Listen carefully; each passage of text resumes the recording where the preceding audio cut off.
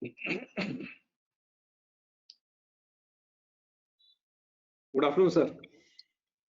Good afternoon.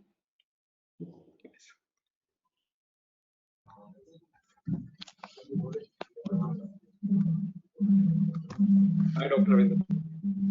Hi, Dr. Atul.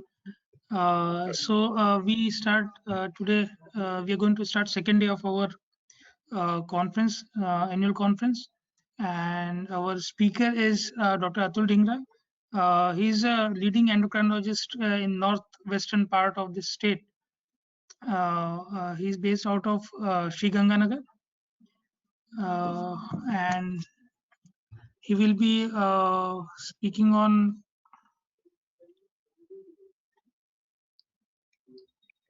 Thyroid and metabolism.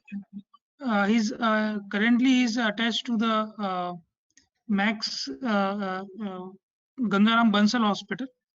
He was in Max Hospital, Faridabad, and he was a Taisa Young scholar. So over to Dr. Atul. Thank you, Dr. Shukla, for some nice words. I need to share my screen.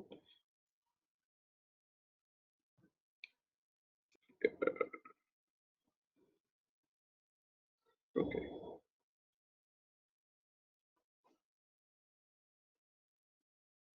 Just a moment.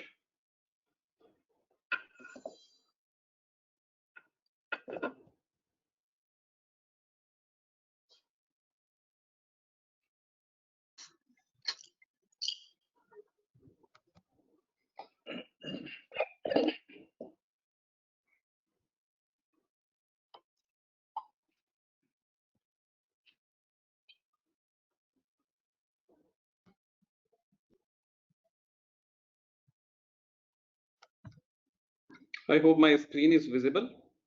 Yes, it is visible. Yes, it's visible. Yes. Yeah. So good afternoon, everyone. I hope you and your families are safe in this pandemic. At the outset, I'd like to thank Dr. Binawat and all the organizing members of this conference, and thank you, sir, for making me a part of this prestigious conference. In next 15-20 minutes or so, I'll be talking about the metabolic aspects of thyroid hormone, how thyroid dysmetabolism affects body. So I had a very vast topic to cover, so I had to shrink down my presentation. I'll be covering the aspects that are controversial. So basically, I'll be talking about thyroid hormones' effect on glucose metabolism, cardiovascular metabolism, lipid metabolism, and the most important thing that I'll be talking today about is subclinical hypothyroidism, especially in elderlies. Why I'm talking about subclinical hypothyroidism is because I believe we are seeing a lot of elderly patients who are being treated for subclinical hypothyroidism just on a single value of a TSH of 6.5. Probably these patients do not require treatment, and I'll be showing you the data on treatment in these patients. So coming straight to the point, thyroid hormone affects multiple hormones and enzymes in the liver. At liver, it increases gluconeogenesis by acting on various glucometabolic enzymes, glucose 6-phosphatase, PEPCK. There are multiple enzymes. It also affects lipogenesis. It leads to reduction in glycogen synthesis, and it increases glucose output. It increases peripheral insulin sensitivity by increasing the glucose transporters, mainly the GLUT1 and GLUT4. It increases lipolysis, it increases glycolysis, and it also increases mitochondrial function. So this is the main enzymatic changes that occurs with thyroid hormones. I'll not bore you. It is mainly the AMP kinase enzyme, which is the levels of which are reduced by T3 hormone, and because of this there is increase in insulin sensitivity, there is increased lipid oxidation, there is At the peripheral level, there is increased insulin sensitivity or reduction in insulin resistance, and there is increased insulin secretion from pancreas as well. If we talk about hypothyroidism as an entity, I'll be focusing more on the clinical side. I'll not be going more into more details in the pathophysiological side, because if you remember your days when you were in MBBS, in pathology, on the day we read the chapter, we used to feel like king, that I knew everything. But 2 days after that, everything was same. So what is important to us as clinicians is we understand that pathophysiology and we are able to incorporate it in our clinical practice. So that is why I'll be keeping more focus on clinical aspects rather than just the pathophysiological aspects. So talking about hypothyroidism, there is alteration in appetite. We know that hypothyroidism is associated with loss of appetite. There is reduction in GI mobility. There is reduction in nutrient absorption. There is reduction in insulin clearance, and there is reduced insulin sensitivity, which leads to hyperglycemia. And if I talk to you about hypothyroidism, how I usually explain it to my patients is thyroid hormone or the thyroid gland is like an accelerator of the body. Like an accelerator in the car, thyroid gland is the accelerator of the body. So in hypothyroidism, we have taken our step back from accelerator. Now the car will start running slow. That means your kidneys will start running slow. You will have increased water deposition in your body, which will be manifesting as edema. Your heart rate will become slow because your heart is, the accelerator has been taken, the foot has been taken off the pedal, and now the heart rate will become slow. Your stomach will become slow, because of which you will start feeling abdominal distension immediately after eating. Your muscles will become slow, because of which you will be having aches and pains in your body, and your mind will become slow, because of which you will start feeling sleepy, and there will be some difficulty in understanding as well. So if we talk about thyroid dysfunction and diabetes, as I showed you, thyroid dysfunction is associated with both hypo and hyperglycemia. If we talk about microvascular complications, onset of thyroid dysfunction further increases the long-term morbidity and mortality associated with diabetes. The coexistence of both diabetes and thyroid disorders worsen the risk of nephropathy and retinopathy, and subclinical hypothyroidism has been further linked with increased microvascular complications, and there now is some evidence to suggest that in patients, especially less than 70 years of age, subclinical hypothyroidism may be associated with higher chances of macrovascular complications as well. If we talk about thyroid and cardiovascular hemodynamics, thyroid hormone affects both heart and peripheral vasculature, and the effects include decreased systemic vascular resistance, increased resting heart rate, increase in left ventricular contractility, and increase in blood volume. So this is how thyroid affects body. When we talk about tissue thermogenesis, in hypothyroidism, the body temperature is reduced by 5 to 8%, and in hyperthyroidism, it is increased by 15 to 20%. Thus, this is the reason why patients with hypothyroidism feel cold, whereas in hyperthyroidism, heat intolerance is the common manifestation. If we talk about systemic vascular resistance, it is increased in hypothyroidism and it is reduced in hyperthyroidism. The manifestation of such changes are that the diastolic blood pressure increases in hypothyroidism and it is reduced in hyperthyroidism, and all of these changes manifest as reduction or increased in cardiac output in hypo or hyperthyroidism respectively. Further going into the details, if we talk about vascular resistance, thyroid hormone relaxes the vascular smooth muscles, thus it helps in reducing the peripheral vascular resistance. So patients with hypothyroidism, in hypothyroidism, the thyroid hormone levels are reduced, which leads to increased peripheral vascular resistance. And hypothyroidism also reduces the EDRF, which is also responsible for increased vascular resistance. If we talk about heart rate, the pacemaker related genes are transcriptionally regulated by thyroid hormone. That's why we see increased heart rate in patients with thyrotoxicosis and reduced heart rate in patients with hypothyroidism. Now coming to the basal metabolic rate, we all know that thyroid hormone increases the basal metabolic rate, and there have been studies that have been done just to increase BMR so that the patient are able to reduce weight.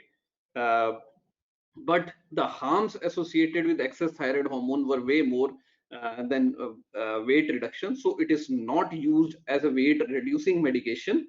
Uh, it, uh, but if we look at the physiology, thyroid hormones lead to increment in BMR, and that's why patients with thyrotoxicosis have increased metabolic demands in form of increased cardio output, and wide blood pressure variations is also seen in these patients. Coming to the next important cardiovascular hemodynamic, which is hypertension. If we talk about hyperthyroidism, arterial stiffness is increased in hyperthyroidism. This typically causes systolic blood pressure to increase, and there is a widened pulse pressure. If you feel a thyrotoxic patient's pulse, you will be able to feel a very bounding type of pulse because the pulse pressure is very wide. In hypothyroidism, because of endothelial dysfunction and increased vascular smooth muscle and impaired vascular smooth muscle relaxation, leads to increase in systemic vascular resistance, which leads to diastolic hypertension in 30% of these patients, and the pulse pressure is narrowed in these patients. So recently in one of my OPDs, I was able to detect hypothyroidism because that patient had a blood pressure of 120 by 100. So I understood that this patient is having a diastolic hypertension, and we got a thyroid function test done, and the patient had a TSH of 34.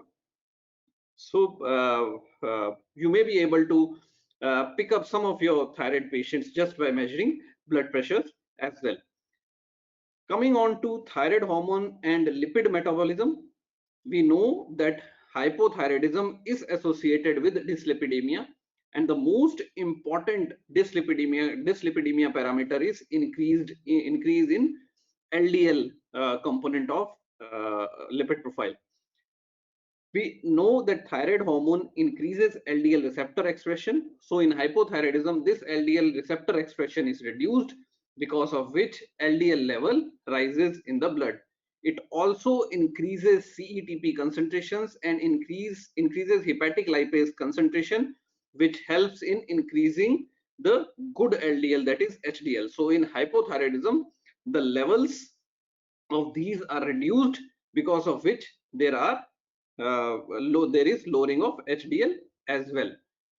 So if we talk about cardiovascular risks associated with hypothyroidism, it leads to an atherogenic lipid profile. It leads to abnormal hemodynamics by impairing the cardiac contractility as well as impairing the diastolic function.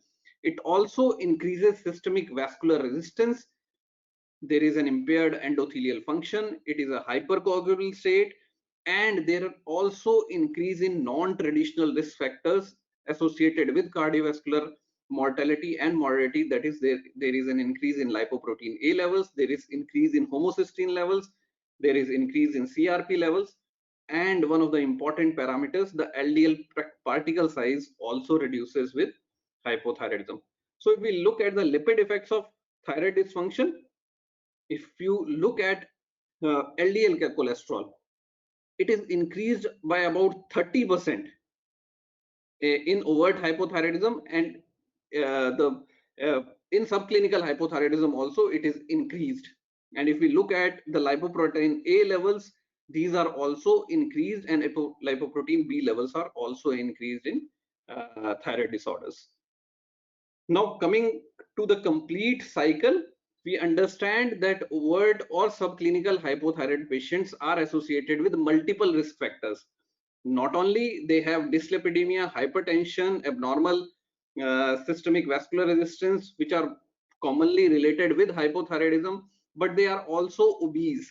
They have insulin resistance, which are also traditionally risk factors for CV disease.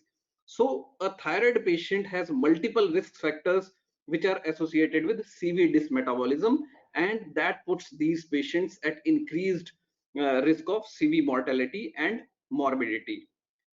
Now coming to a very important topic, thyroid disorders in elderly population. Why this is important? Because we have been seeing multiple patients who are 80, 85 years of age, and these are being treated for very mild hypothyroidism that is seen in this patient. So I'll start with a case. So this is a 71-year-old social worker who does not have any present complaints except for mild dizziness. Routine blood examination shows a TSH of 8.1 with no comorbidities. So factors that impact on serum TSH are iodine. We know that iodine suppresses TSH by stimulation of thyroid hormone synthesis, and there is a common fad nowadays to not to eat iodinized salt. So I will suggest you all, whoever is listening, probably we have a very strong data in favor of iodine.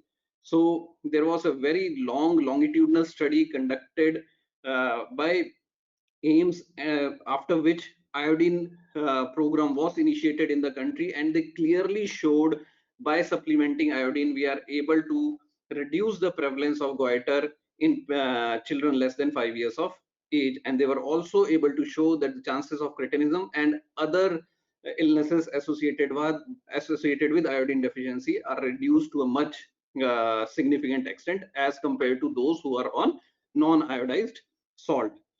Age is an important parameter. We have to understand that after age 40, per decade increase in TSH is to the tune of around 0.3 units, international units per ml. So we have to change the normal TSH range as the patient's age advances. Weight, we also know that TSH levels are at the upper limit of normal range in patients who are obese. So we should not be very aggressive in treating these patients as well. We should just advise them to reduce their weight, and probably with this, the TSH level will come back to normal. There are ethnic variations, and there have been shown that there are diurnal variation in TSH, with nadir is found during the daytime, and a nocturnal rise of more than 100% occurs just after midnight. Other factors associated with changes in TSH are smoking. Smokers have lower serum TSH. If you are anti-TPO positive, your TSH will be on the higher side. There is a transient TSH decrease in the first trimester of pregnancy. We know that HCG stimulates T3, T4 production, which leads to reduction in TSH, and there are many other changes in pregnancy which are beyond my presentation today. Drugs like glucocorticoids, dopamine, and metformin also helps in reducing TSH. There may be inter and intra-SS differences. Probably, I believe this problem is not today with many of our assays, because our TSH assays have become robust. T3, T4, I believe getting a good quality T3, T4 levels is still a problem, but yes, TSH assays are very robust today. So like I was showing you, with age, TSH increases gradually. You can see that people who are between 70 to 89 years of age have highest TSH levels. So you can clearly see in these slides also that the increase in TSH is associated with age-related alteration in the TSH set point, or reduced TSH bioactivity that occurs with aging, and it is not an occult thyroid disease. It is just the physiological changes that are occurring with aging, and we should not treat these patients. So coming to subclinical hypothyroidism, it is defined as an elevated TSH more than 4.5, which is persistent. It should be two readings that are 12 weeks or longer and apart. This patient should have normal, total, or free serum T4. I usually do a total T4 because getting a good quality free serum T4 is difficult. Usually most of these patients have no signs or symptoms, or there are only few signs and symptoms. If we look at the mortality associated with increased TSH at 85 years of age, if you are able to see this graph, there was no difference in this study whether these patients had a TSH of 3 or these patients had a TSH of 5.5. You can clearly see in this slide also in the Newcastle 85 plus study. In this study, these patients were followed for 4 years and they showed that the TSH levels were not associated with any mortality parameters. So if we talk about improvement in symptoms, so many of our older patients come to us with weakness, fatigue, and mild increment in TSH, and we believe that by supplementing T4, probably this weakness or their problems might go away.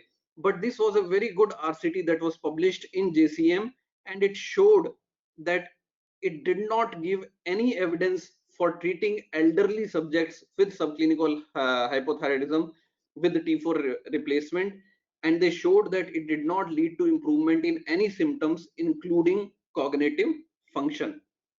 This was another important trial, the TRUST trial, in which thyroid hormone therapy for older adults with subclinical hypothyroidism was studied, and this study also concluded that levothyroxine provided no apparent benefits in older persons with subclinical hypothyroidism. So if we look at the risks of over and under treatment, I'll be going further. I have good slides where I'll be able to explain it. So if we look at thyroid disorders in older adults, these their complaints are usually atypical, non-specific. Usually they have problem with cognition. Some sort of depression has already set in. There is history of falls and functional impairment. They have multiple comorbidities. Uh, these multiple comorbidities can alter their presentation, or these can mask or mimic as thyroid disease, because we know that a patient with thyroid illness can present as any other disease. Most of these symptoms are attributed to old age. Diagnosis is difficult, especially in older patients, and thyroid function tests may be misleading because of multiple non-thyroid illness that these patients already have. If we talk about treatment, we have to understand that we have to start with very low dose and we have to go slow. We have to think about the comorbidities. We have to think about angina or cardiac illnesses that may be present in this age group. We have to understand that the other illnesses like osteoporosis may be worsened by going very fast. The prognosis usually is also important, because if a patient is having a carcinoma or lymphoma or an anaplastic cancer, which is more common in older adults, the prognosis may not be as good as far as thyroid disorders are concerned. Now coming to an important aspect, cardiac function in subclinical hypothyroidism, because I believe this is the most important component for which most of us are treating our patients. And it has been shown that the most consistent cardiac abnormality reported with patients with subclinical hypothyroidism is impaired left ventricular diastolic function. This is characterized by slowed myocardial relaxation and impaired ventricular filling. If we talk about systolic function, the results have not been consistent. However, there are studies that have shown that impaired systolic function has been identified with various newer and more sensitive techniques like Doppler echocardiography. So this was a very interesting study. Why this was interesting? Because in this study, the authors tried to look into levothyroxine treatment in patients with subclinical hypothyroidism who had fatal and non-fatal cardiovascular events, and they tried to look into the mortality associated with levothyroxine treatment. The median follow-up in this study was 7.5 years. They divided the patients into two groups. The first group had patients between 40 to 70 years, and the second group have patients more than 70 years. Around 53% in the younger group and around 50% of the patients in the elderly group were treated with levothyroxine. And these patients were analyzed for outcomes like incident ischemic heart disease, vascular, and all-cause mortality over follow-up period.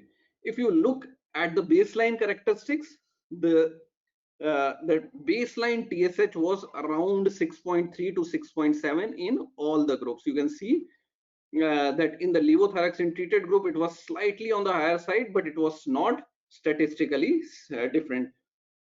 The number of patients with diabetes, smoking, all of these parameters were similar in all the groups.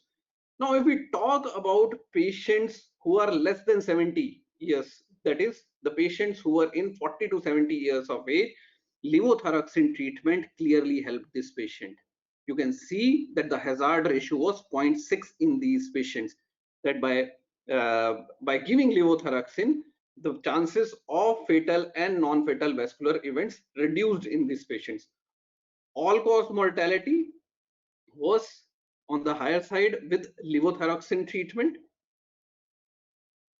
And if we look at the fatal and non-fatal ischemic heart disease events, it was higher in those who are 70 years of age. So we have clear evidence in 70 years, more than 70 years of age patients, that if you are treating these patients with levothyroxine and these patients are having just subclinical hypothyroidism, we are doing more harm rather than helping these patients. And all-cause mortality was also on the higher side, though not statistically significant, but yes, it was on the higher side on those who were on levothyroxine treatment. And if we look at the event rate stratified by age, you can clearly see that after 70 years of age, it is gradually increasing, and it increases above 1.5 after 80 years of or so.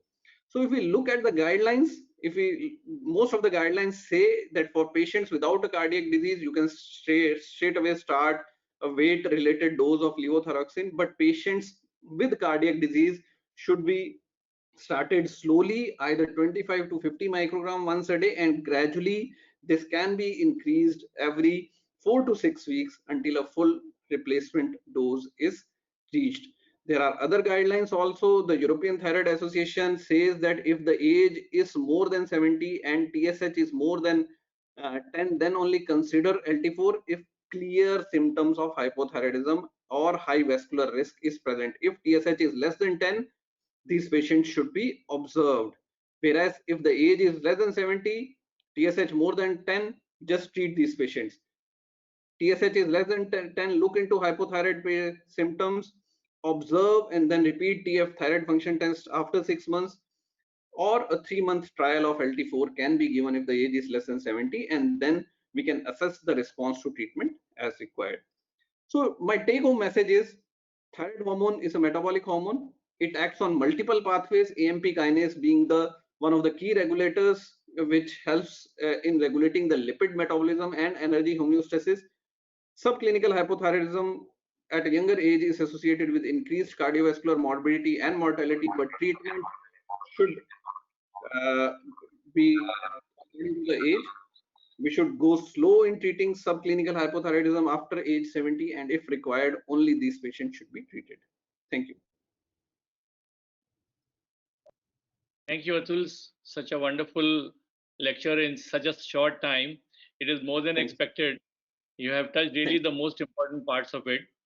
But there's one common question is asked every now and then, which is related to obesity. Because every other patient, he comes with obesity and he shows a TSH level of 2.5. And he says, I started with 25 TSH and now it has become absolutely fine, but my weight hasn't reduced. And they keep on having thick skin and edema and things like that. Other reasons of obesity most of the times are taken care of, but still weight doesn't come down. What other things can be done to reduce the weight of these patients? We have to understand, we have to tell the patient what should their expectations be with thyroid hormone treatment. Whenever a patient with hypothyroidism comes to me, I tell them that if the patient is having overt hypothyroidism, I tell them that you are going to reduce weight in next 15 to 20 days, and that is going to be the tune of around 2 to 3 kgs because of increased diuresis that is associated with T4 hormone replacement. But in patients with subclinical hypothyroidism, I tell them that it is not thyroid illness that is causing the weight gain. It is actually the other way around. It is your weight that is changing your thyroid axis, and that is associated with increased TSH level, and it is weight reduction that is going to help you in reducing your TSH as well. So on day one, I tell them, do not expect that your TSH, making your TSH normal will help you in reducing weight. For that, you will have to follow a strict dietary and exercise schedule with which you will be able to reduce your weight. Right. Any other question, Dr. Shukla? If there are any questions in the Yes, I would like to put a perspective. I think yesterday we had a talk by Dr. Sunil Dadich, and he was almost 6-7 slides. His talk was on NASH, and he was talking about thyroid hormone, thyroid receptor, beta receptor agonist as a treatment of NASH. Now we know that a lot of such agonists have been tried and failed. Now he was talking about one more compound. I do not remember the name. So what do you think? I mean, endocrinologists are very pragmatic about the effects of thyroid hormone. So where do you think these drugs, thyroid mimetics, So thyroid they mimetics, I believe it is a long road ahead before these things can be used clinically for treatment of NASH or insulin resistance per se.